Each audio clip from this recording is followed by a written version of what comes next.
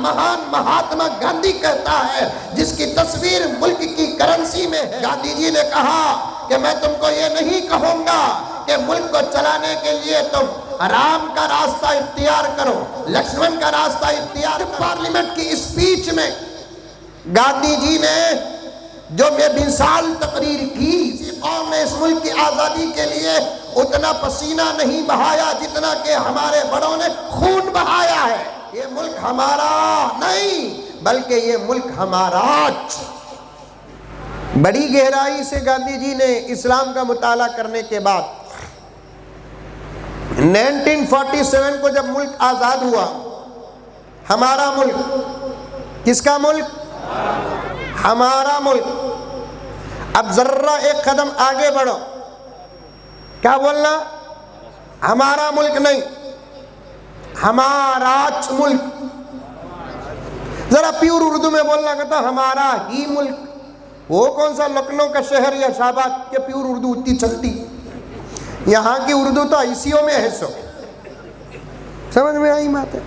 ہمارا ملک، کس کا ملک؟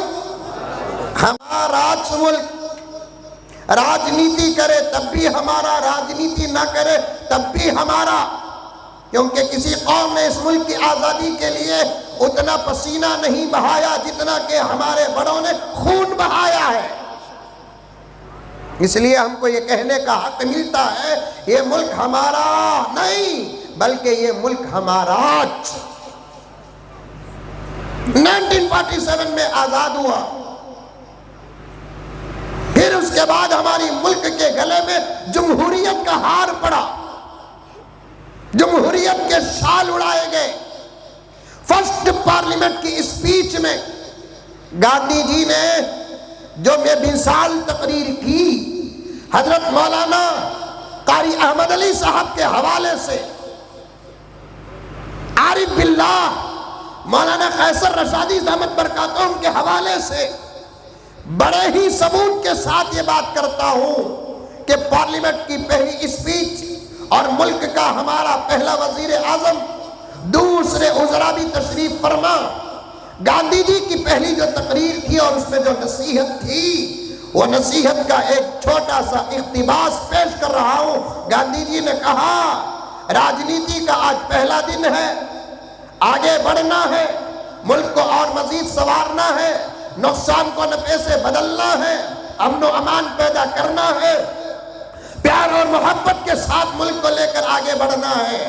اس کے بعد نہرو صاحب کی طرف اشارہ کر کے گاندھی جی نے کہا کہ میں تم کو یہ نہیں کہوں گا کہ ملک کو چلانے کے لیے تم رام کا راستہ اختیار کرو، لکشمن کا راستہ اختیار کرو، سو اینڈ سو کا راستہ اختیار کرو، کیونکہ وہ آج سے ہزاروں سال پہلے کے لوگ ہیں جن کی زندگیوں کا کوئی عنوان ہمارے پاس نہیں ہے، بلکہ میں یہ کہوں گا کہ تم ایک اچھی راجنیتی کرنا ہے، ایک بہترین حکومت کرنا ہے، پیار سے آراستہ حکومت کرنا ہے، محبت سے لبریز حکومت کرنا ہے، امن و امان کے ساتھ ملک کو چلانا ہے، کرپشن کو ختم کر کے چلانا ہے، پھر قابضوں سے بچا کر اگر ملک کو چلانا ہے۔ یہ میرے حسین احمد مدنی کے جملے ہوتے، ملک کو انکار کرنے کا راستہ ملتا، اشرف علی تھانوی کے جملے ہوتے، ملک کو انکار کرنے کا راستہ ہوتا،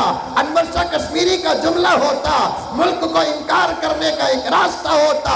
یہ ہمارے اپنے بڑوں کا جملہ نہیں ہے، جس کو آج مہان مہاتما گاندھی کہتا ہے، جس کی تصویر ملک کی کرنسی میں ہے۔ تصویر نہ ہو تو وہ ایک معمولی کورے کاغذ سے بھی بدتر پیپر بن جائے گا۔ مہاتما گاندھی جو ہمارے ملک کے ہیرو مانے جاتے ہیں، آزادی ہندوستان کے علم بردار کہے جاتے ہیں، اینڈنگ پوائنٹ پہ آ کر ملک کو آزادی دلانے والے علم برداروں میں سے ایک علم بردار ہے۔ انہوں نے کہا پارلیمنٹ کے اندر کہ اے لوگوں، اگر تم ایک اچھی تقریر، اچھی حکومت کرنا چاہتے ہو تو تمہارے سامنے سوائے حضرت ابو بکر اور عمر کی زندگی کے علاوہ کسی اور کا سبق نہیں ہے۔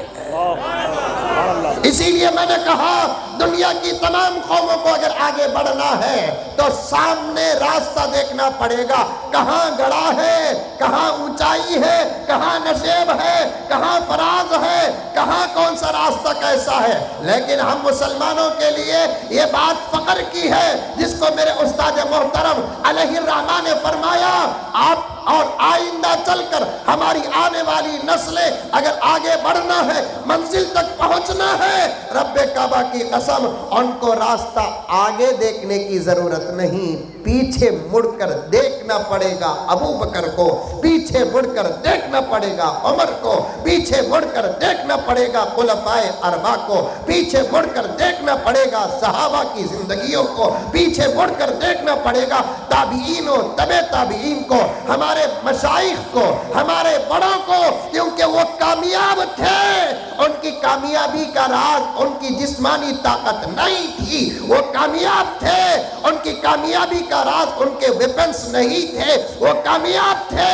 ان کی کامیابی کا راز ان کی ننگی تلواریں نہیں تھے. آج الزام لگایا جاتا ہے، کتوں کی طرح بھوگا جاتا ہے. ایسے جملوں کی ہمارے پاس حیثیت ہمارے جوتوں کے نیچے لگنے والی مٹی کے برابر بھی نہیں ہے کہ اسلام تلوار سے پھیلا. ارے لاڈلے، اگر اسلام تلوار کے زور پر پھیلتا ساری دنیا آج اسلام کے گود میں ہوتی. اسلام اگر تلوار کے زور سے پھیلتا ساری دنیا اسلام کے آغوش میں ہوتی. اسلام اگر تلوار کی طاقت سے پھیلتا، جہاں ہم حضرت ابو بکر کو حضرت اور رضی اللہ عنہ کہتے، ابو جہل کو بھی حضرت و رضی اللہ عنہ کہتے. اسلام اگر تلوار کی زور میں پھیلتا، ابو لہب کو بھی ہم حضرت اور رضی اللہ عنہ کہتے.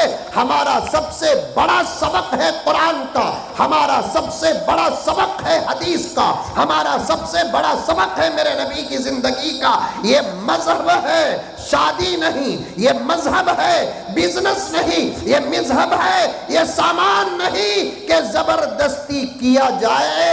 یہ مذہب ہے اقرار باللسان و تصدیق بالقلب. دل چاہے تو قبول کرو. اے محمد، اللہ کا فرمان ہے، اے محمد ہم نے اس پوری کائنات کو آپ کے صدقے پیدا کیا ہے. دعوت و تبلیغ کی تکمیل کے لیے ہم نے آپ کو بھیجا ہے. ایک ایک جملہ غور سے سننا پیارے.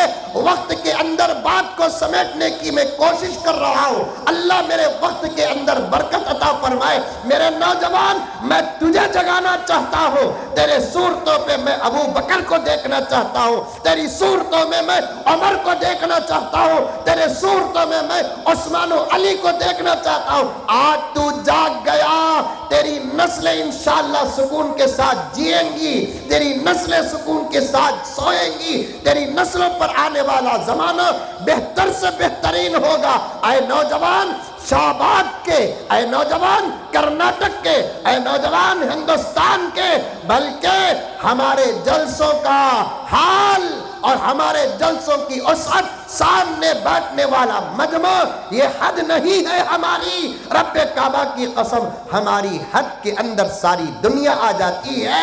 شہباد کے اس اسٹیج میں بیٹھ کر علماء کرام کے آغوش میں میں ساری دنیا سے خطاب کرنا چاہتا ہوں. عرب کے نوجوانوں کو پکارنا چاہتا ہوں، میں مصر کے نوجوانوں کو پکارنا چاہتا ہوں، دبئی اور بحرین کے نوجوانوں کو پکارنا چاہتا ہوں، امریکہ اور یورپی ممالک کے نوجوانوں کو پکارنا چاہتا ہوں، اسلامی نوجوانوں کو پکارنا چاہتا ہوں، سچا پیغام دے کر جگانا چاہتا ہوں. بہت کم وقت ہے، جاگ جاؤ ورنہ تم زندے رہ کر بھی مردوں کی فہرست میں رہو گے. اللہ اکبر، اللہ اکبر.